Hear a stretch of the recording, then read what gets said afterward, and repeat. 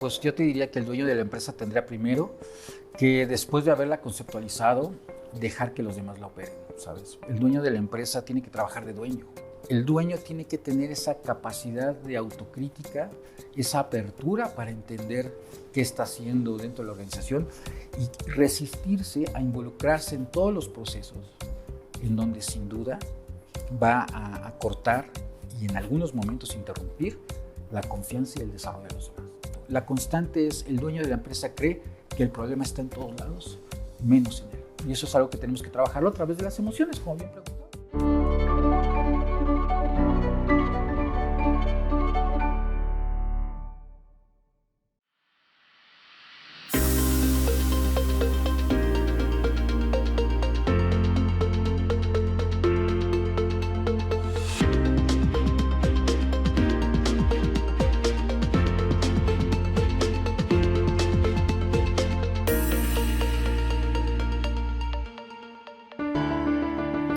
Hola, hola, ¿qué tal amigos de Dinero y Negocios? Bienvenidos a la entrevista. El día de hoy muy contento porque nos acompaña un excelente empresario, pero sobre todo un excelente amigo, una excelente persona. Mi estimado Pedro Velázquez, ¿cómo estás? Muy bien, Fernando, encantado de estar contigo. Un gusto que estés acompañándonos aquí en el estudio.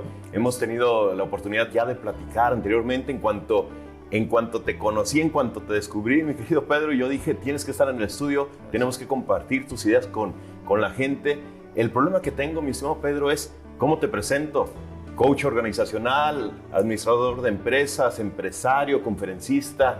¿Cuál es lo que más te define, Pedro? Gracias, Fer. Pues sobre todo soy un apasionado del negocio, del desarrollo humano, de entender cómo hoy podemos hacer cada día más cosas por crecer, no solamente a nivel empresarial, sino también a nivel personal. Y yo te diría que el gran reto es hacerlo al revés. O sea, el tema, Fer, es buscar cómo cada uno de nosotros empezamos el proceso desde adentro, cómo recomendarle a las organizaciones, a todos los centros que nos estamos reuniendo para poder crear todo este tipo de organizaciones que están cambiando los escenarios empresariales desde el lado humano, ¿sabes? Desde entender exactamente eso. Cómo las organizaciones tienen que comprender el entorno, entender el país, comprender hacia dónde va el mundo, en la migración de la geografía social. Y también algo muy interesante, ¿sabes? El mundo ha cambiado. Ahora estamos en una regionalización muy importante y es por eso que sin duda es crucial estar profundizando cada día más en los temas del país, de las empresas. Así es que a eso me dedico, Fernando, a innovar, a crear, a entender y ayudar a muchas organizaciones a hacer más con lo que ya tienen. Excelente. Actualmente tienes tu empresa, estás como CEO de Global Smart, pero me gustaría que nos compartieras más tu trayectoria profesional. ¿Cuál fue este camino, este recorrido que te llevó a fundar tu empresa? Fíjate que ha sido un camino muy apasionante, Fernando. Yo inicié estudiando administración de empresas, buscando ayudar a las organizaciones a ir creciendo y sobre todo con una gran admiración que tenía por un familiar que era administrador. Mientras estuve profundizando en la administración, me apasionó el tema de la dirección. Y entonces veía que la dirección era un proceso de mando y empecé a tratar de entender cada día más el mismo y comprendí el icono de la flecha. La dirección es rumbo. Entonces ahí es donde empecé a profundizar en la administración, migré hacia la mercadotecnia, donde me especialicé en un máster, y la creatividad, la mezcla de muchos de los elementos que yo estaba aprendiendo todos los días, me orillaron a cada día ser más llamado por organizaciones a ayudarlos sobre todo a hacer más con menos y sobre todo cosas diferentes. Fíjate, Fer, que algo que me define de manera muy clara desde mi punto de vista es la innovación, pero además salirme de la caja. Yo soy el que te propone absolutamente el lado contrario de muchos procesos, porque sin duda también te da el lado contrario de los resultados. Entonces, por supuesto que soy un apasionado en entender los problemas de las empresas, saber cómo ayudarles y además de todo esto, irme por el lado más disruptivo sin exponer el core del negocio, para que cada día las empresas del país y de otros lugares a los que les estoy ayudando hagan ese nombre y sobre todo esa trascendencia que buscan ante tanta competitividad. Totalmente. Mi estimado Pedro, dicen que son los locos en este mundo los que lo cambian. Y salirte de la caja implica a veces ser disruptivo, ser diferente, ser innovador, pero también suele haber detractores en el camino. A veces la gente más cercana, a veces ciertos colaboradores, a veces incluso mismos familiares. ¿Cuál es la importancia de esa estabilidad emocional? Un tema que tú también manejas y dominas, este desarrollo emocional, para mantenerse equilibrado y muy enfocado hacia lo que uno quiere. Fíjate, Fernando, que para mí es este nuevo superpoder del siglo. Empresas hoy como Google, Amazon, los grandes unicornios están poniendo gran énfasis en inteligencia emocional por sobre incluso los grandes logros académicos.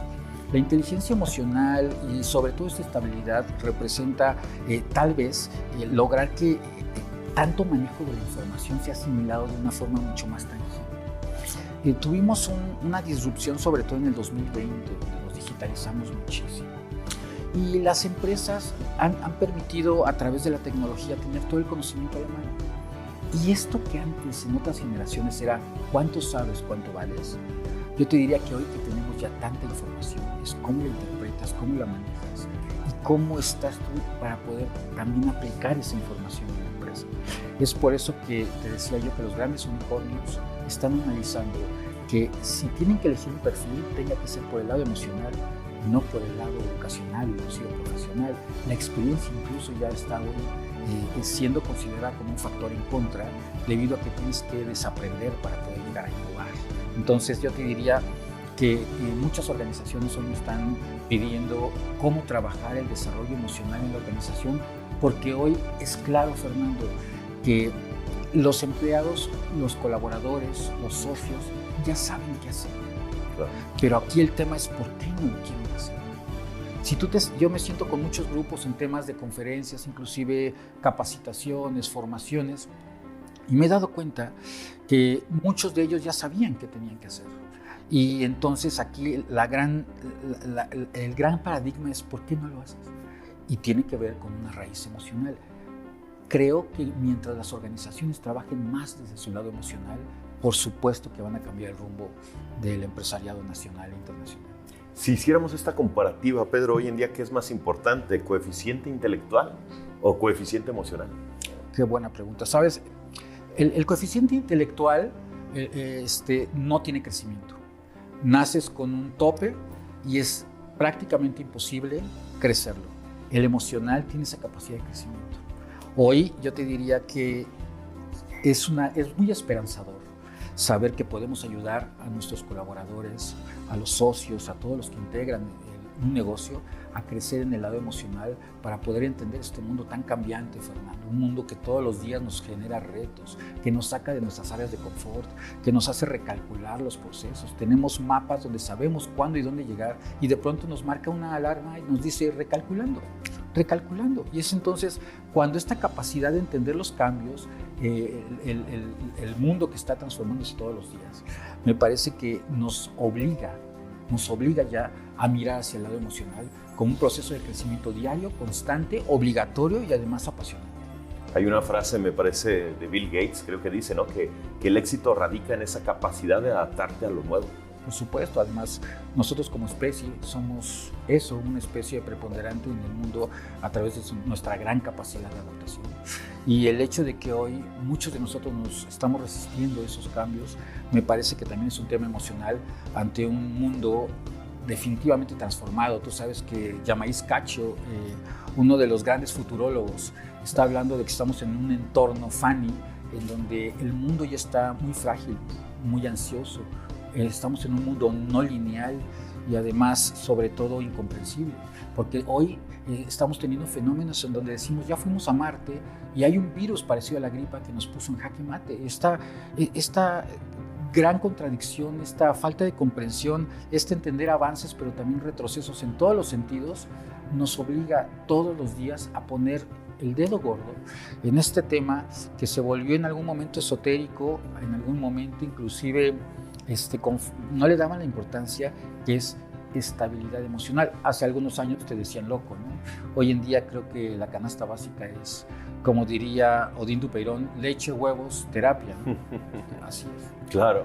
Claro, y esto que mencionas es muy interesante, ¿no? Parece que a veces se pierde el enfoque. Yo muchas veces he pensado por qué nos preocupamos tanto por conquistar otros planetas cuando quizás todo el presupuesto tendría que ir en la cura del cáncer, por poner un ejemplo, ¿no? Problemas reales que tenemos ahí, que están matando a mucha gente, y es esta comparativa que tú haces, por ejemplo, con el tema COVID, ¿no? Como al parecer estamos evolucionando cuando llega algo y nos pone en nuestro lugar.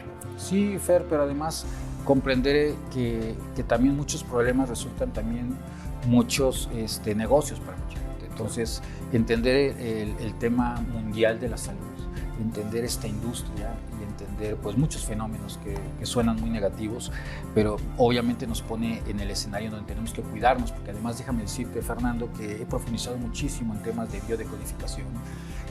Estuve trabajando durante 10 años en un proceso de empresas que se llama biocorporación, en donde tenemos que hoy aprender del funcionamiento del cuerpo humano para poderlo replicar en la medida de lo posible en modelos operacionales en las empresas, ¿no? Te voy a poner un ejemplo muy simple. Y cuando empecé a trabajar con la biocorporación, yo decía, bueno, es que cuando el cerebro trabaja como cerebro y el pulmón como pulmón y el riñón como riñón, nunca hay confusiones y hay un funcionamiento perfecto del cuerpo humano, ¿no? Pero tenemos empresas donde el cerebro se vuelve riñón, a veces pulmón, ¿no? Porque el director quiere vender y el gerente quiere de pronto operar finanzas, y es entonces cuando definitivamente duplicamos procesos naturales que tienen una gran perfección en la medida de lo posible, creamos sistemas innovadores, pero sobre todo regresando al concepto básico del orden, de la comunicación, de la aceptación de roles. Tú sabes que muchas empresas que están evolucionando, de pronto están involucionando, porque tanta innovación genera una multiplicación de tareas que si no las controlamos, que si no estamos estables, que si no regresamos a los principios básicos, definitivamente nos va a ganar el peso de la competitividad, y eso es algo que tenemos que regular a través de la dirección, a través de la retroalimentación y a través de hacer un alto en el camino, Fernando, para decirles a los empresarios, a los dueños, a las grandes corporaciones, tenemos que regresar a lo básico para, de alguna manera también, digamos, complementarlo con este gran crecimiento tecnológico y de innovación para crear modelos que sin duda nos metan a la primera división, ¿no? Haciendo esa referencia a la analogía que acabas de mencionar, ¿no? Sobre la biocodificación que hay en el cuerpo humano en relación a una empresa, donde yo recuerdo, por ejemplo, haber tenido un empresario que me decía, cuando algo falla en mi empresa sé exactamente quién falló, porque sabemos qué le toca hacer a cada uno. Pero también está de repente esta mentalidad que platicábamos fuera de cámaras, por ejemplo en Estados Unidos, donde dicen, como a mí me toca hacer el proceso A, no me involucro en el proceso B, sin importar qué es lo que pase, qué es lo que suceda o que la operación completa no se dé. Y el latino muchas veces tiende a resolver, ¿no? A aplicar su metodología para que las cosas sucedan. ¿Cuál es el deber ser en una empresa? ¿Me debo de involucrar en todo aunque no me corresponda con tal de que la operación se finalice, se complete, se ejecute de manera correcta? ¿Me debo enfocar, me debo especializar en lo mío? ¿Qué debe hacer el dueño de una empresa?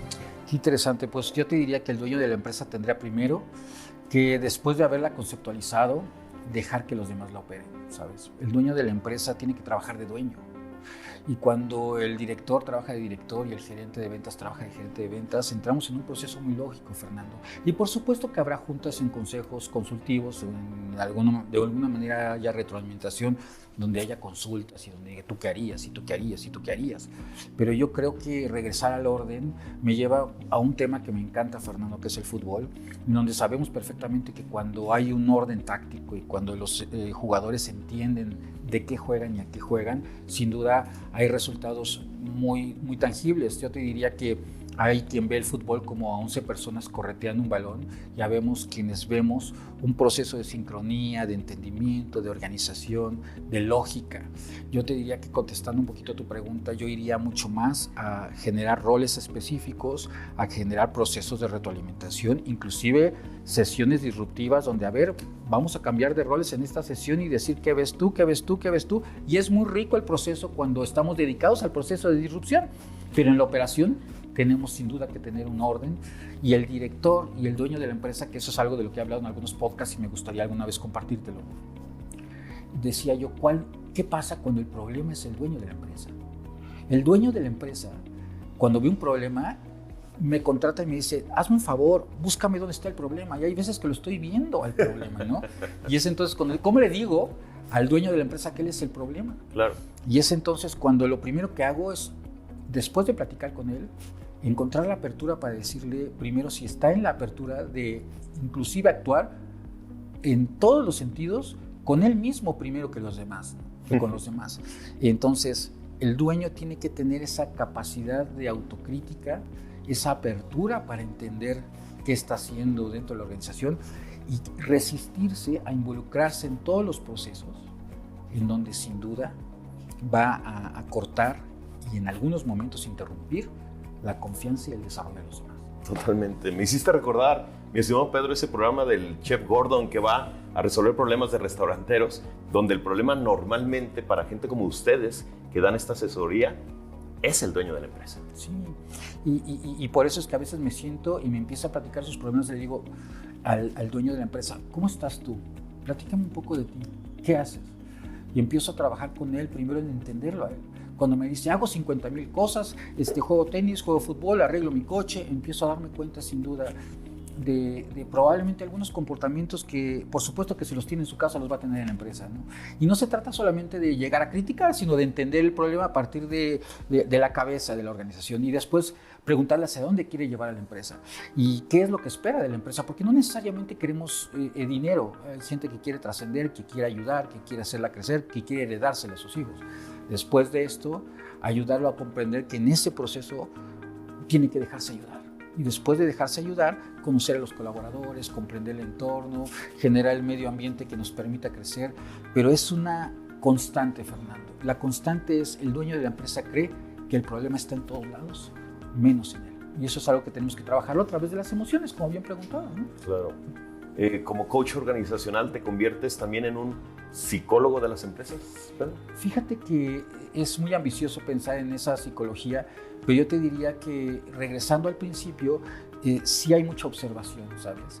Y es por eso que entendiendo a la gente, comprendiendo inclusive el mercado, acercándome inclusive a las posiciones de la última generación de la compañía, el vigilante, la gente de mantenimiento, que son fundamentales en la organización, empiezo a comprender de qué se trata la empresa. Y te voy a poner un ejemplo. Llegué a conocer una compañía y le pedí un poco de tiempo para recorrerla en su tema comercial y le pregunté a alguien que me encontré a qué se dedicaba la empresa, cuáles eran sus resultados, qué era lo que hacía esta empresa para la sociedad, cómo operaba, dónde tenía sucursales. Y es una constante que hay posiciones en el negocio que no tienen una idea de dónde trabajan. A mí nada más me dijeron que estuviera aquí parado y entregara boletos. En el momento que tenemos gente en las organizaciones que no ha comprendido a qué se dedica la compañía, nos podemos dar cuenta que hay procesos de comunicación, de involucramiento, de interés, de que hay gente que no está considerando importantes ciertas piezas claves del negocio. Y sin embargo también hay unos grandes contrastes, Fernando, en donde el dueño de la compañía saluda a todos de mano, donde el dueño de la compañía se encarga de saber que están bien, y es entonces cuando comprendes por qué del éxito. Así es que por supuesto que yo te diría que más que un psicólogo, un observador de cuántos detalles cuentan, Fernando, para lograr que la empresa triunfe. Y a veces la gente se va en los indicadores macros. ¿Cuánta digitalización tiene la empresa? ¿Qué tan bonito es mi producto? Probablemente cuánta inversión. Y después de estos 3 puntos hay una serie de cosas, Fernando, tan sensibles que estamos dejando de ver, como el conocer qué piensan los empleados, la lealtad, el compromiso, también entender el valor que para ellos representa trabajar en la marca, conocer que no solamente recursos humanos contrata gente, recursos humanos, el área de personal tiene que encargarse de enamorar a la gente del negocio, pero además del propósito, entender que mientras más apasionemos a la gente trabajando con nosotros, vamos a tener mejores resultados. No esa mentalidad de inmediatez de decir la gente es desechable, la gente rota, los empleados siempre se van, porque es entonces cuando te das cuenta que es bien peligroso no considerar el supuesto recurso más importante de la empresa, realmente eso importante. Hay una retórica versus una realidad impresionante, Fernando. Y esto es lo que yo trabajo con muchas organizaciones, capacitando, hablando con la gente, diciéndoles, el día que nos dediquemos realmente a crear un equipo, en todos los escenarios que te estoy platicando, Fernando, el resultado del producto es, si es comida es delicioso, si es producto es estéticamente lindo y sobre todo se convierte en una aventura agradable para todos los que participan. Cierto, cierto. Como este asesor, consultor, coach organizacional, observador de empresarios, de dueños de empresa, hay una frase que dice, como eres allá afuera, eres en tu empresa. Pero también hay gente que se transforma, mi querido Pedro, porque hay gente que lo ves actuar de una forma en su familia, de una forma con sus amigos, y es otro completamente cuando dirige la empresa. ¿Qué es lo que sucede más? ¿Qué es lo que más has observado realmente en el dueño de una empresa? ¿Cómo es allá afuera, es en su empresa? Fíjate, Fernando, qué pregunta tan inteligente, porque yo te podría decir que siempre terminamos siendo nosotros mismos en donde estamos.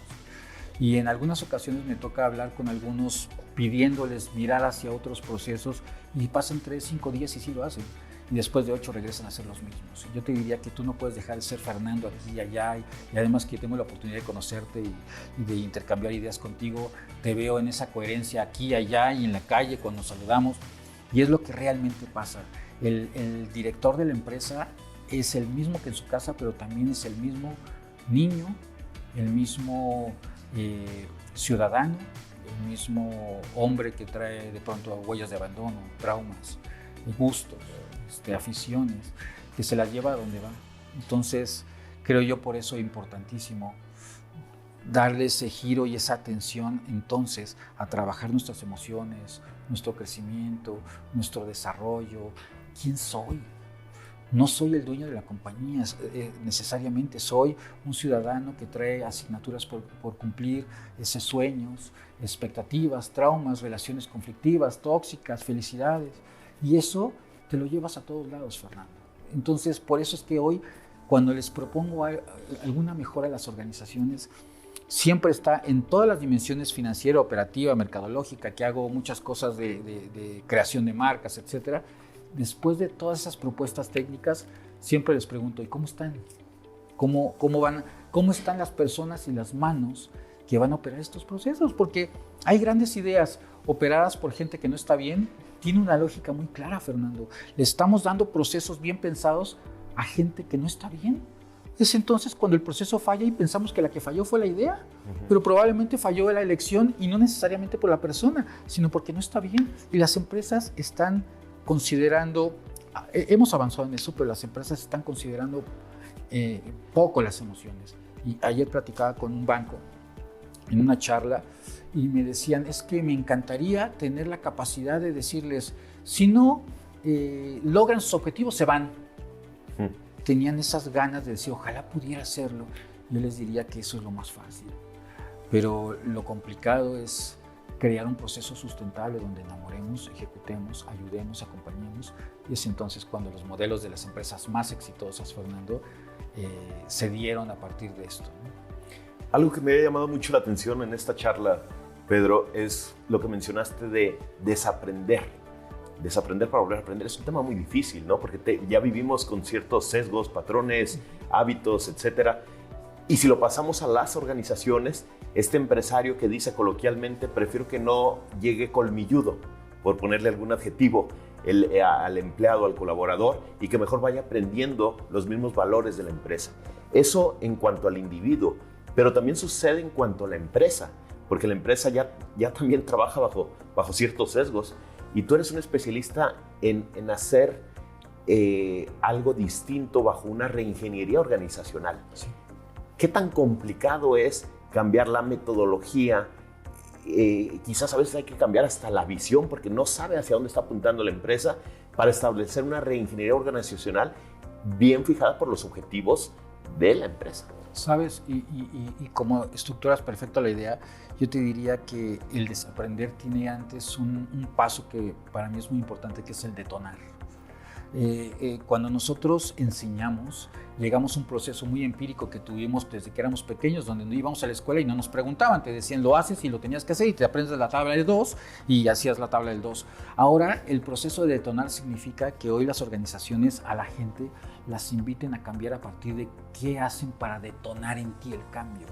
Y cuando yo pienso en detonar significa llegar a cada uno de los integrantes del negocio y convencerlos del propósito, del cambio, de la dirección, del plan de juego, que por supuesto que cuando es mandato es muy poco sustentable, Fernando. Ahora ya no es de amarillo, es de rojo, porque lo tienen que hacer si no los corro. Y esa metodología ha sido la supuesta visión del cambio. Hoy tenemos un rojo y la pregunta es, ¿qué piensas del cambio? ¿Qué piensas de hacer las cosas distinto? ¿Qué consideras de la psicología del color? ¿Qué piensas si yo te invito a que formemos parte de una nueva visión y después de un proceso, al final involucrarlos emocionalmente en el cambio y hasta poder convencerlos, que a mí me gusta mucho hacer esto, en que ellos propongan los cambios o inducirlos a las propuestas de cambio que yo les iba a proponer? Uh-huh. Y entonces cuando a Fernando lo invito a que sea él el que me dé la sugerencia, Fernando me termina diciendo lo que yo le iba a proponer, pero ya convencido. Entonces, cuando los objetivos, los logros salen de los empleados, de los colaboradores, se vuelven sustentables. Yo cuando pongo una meta, nunca llego y les digo, tenemos que llegar al 95% en este indicador. Les pregunto, ¿qué es lo importante para la empresa? ¿A qué nos dedicamos? ¿Cuáles son los competidores? ¿Qué resultados está teniendo el líder del mercado? ¿Qué proponen? ¿Hacia dónde deberíamos de dirigir? Y esa serie de preguntas nos llevan a que ellos levanten la mano y me digan, Pedro, necesitamos llegar al 95%. Ok. Propuesta de Fernando, les anoto un 95 que yo les iba a dar en 3 segundos, pero están convencidos y vino de ellos. Estos procesos, cuando los logramos en las compañías, hay gente convencida, no gente obligada. Pero tú sabes, Fernando, que es mucho más rápido y fácil mandarles un mail y decirles, mañana te pido el 95, si no, pues tenemos problemas, saludos, ¿no? Ese es el proceso al que tenemos que llegar de pronto, Fernando. Cierto, cierto. Pedro, nos queda muy claro todo el valor que puedes aportar a una empresa, a una organización, pero también te hemos visto como conferencista, también aportas temas generando un contenido muy interesante también para empresas. Sin lugar a dudas vas a tener que regresar aquí al estudio a platicarnos más. Hay muchos temas que quedan pendientes, pero me gustaría cerrar con este tema de las conferencias. ¿Cuáles son los temas que te gusta aportar para las empresas o para ciertas comunidades? Gracias, Fernando. Fíjate que he estado muy enfocado en temas exactamente de estructuras organizacionales disruptivas, distintas. Trabajo mucho ventas. La venta desde un punto de vista mucho más de entendimiento del negocio. Me gustan mucho los temas de servicio al cliente, trabajo muchos procesos neurológicos para entender el servicio con una base actitudinal y de salud. Emocional, trabajo muchos temas. El tema de inteligencia emocional hoy en día está siendo de mucha demanda para mí y además me fascina. Y yo te podría decir que el trabajo en equipo, la creación de organizaciones también sustentables, me está absorbiendo muchísimo. Hago conferencias estilo TED de pronto y algunos otros procesos totalmente diferentes en donde en algunas ocasiones no genero conferencias, Fernando. Me encanta crear experiencias para ellos. La experiencia se te queda, Fernando. Y entonces en temas, pues creo que esos son los que más me gustan. Y por último te diría que lo que más me llama la atención es llegar a la organización y crear trajes a la medida. Porque la empresa dice, necesitamos un curso de ventas, una asesoría en ventas, una charla de ventas, y no hay cómo penetrar en el proceso y crear el Frankenstein a la medida de lo que probablemente estemos viendo desde afuera, que ese es otro gran punto, Fernando. A veces desde adentro ves un problema y desde afuera es totalmente distinto. Entonces, yo te diría que trabajo muchos trajes a la medida. Hay ceguera de taller a veces, ¿no? Totalmente, Fernando. Y algo interesante es no solamente compartir la información, sino también hacerlo sentir a través de una experiencia. La experiencia nos deja huella. Las capacitaciones se te olvidan en 2 días. Mi estimado Pedro, te vamos a comprometer aquí con toda nuestra audiencia a que regreses a platicar con nosotros, a que también nos hables sobre neuroventas, que es un tema que tú eres un experto y que se vuelve apasionante. Así que esta es tu casa y ojalá puedas regresar pronto. Un placer. Saludos a todos y gracias por la invitación. Mi estimado Pedro, muchísimas gracias. ¿Algún medio de contacto también para Claro nuestra que gente? sí, fíjate que tenemos nuestras redes en Acción Coach, por supuesto en todas las redes, tanto Instagram como Facebook, Twitter. También tenemos obviamente también contenido en nuestra página de internet, en www.actioncoach.mx. Ahí estaremos siempre respondiendo y sobre todo publicando cosas muy interesantes para todos. Excelente. Mi estimado Pedro Velázquez, un gran empresario, coach organizacional, speaker, conferencista, asesor, administrador de empresas. Realmente una amplia gama de temas los que puede compartir con todos ustedes, con todos nosotros, y ya está el compromiso aquí para que regrese a las cámaras de Dinero y Negocios. Quiero agradecer a toda la gente que está detrás de cámaras también en la producción, a la gente de Alcein Producciones, a la gente de Sinergia Empresarial y a todos los que hacen posible este programa. Gracias a ustedes por vernos. Mi nombre es Fernando Sea. Nos vemos en la próxima.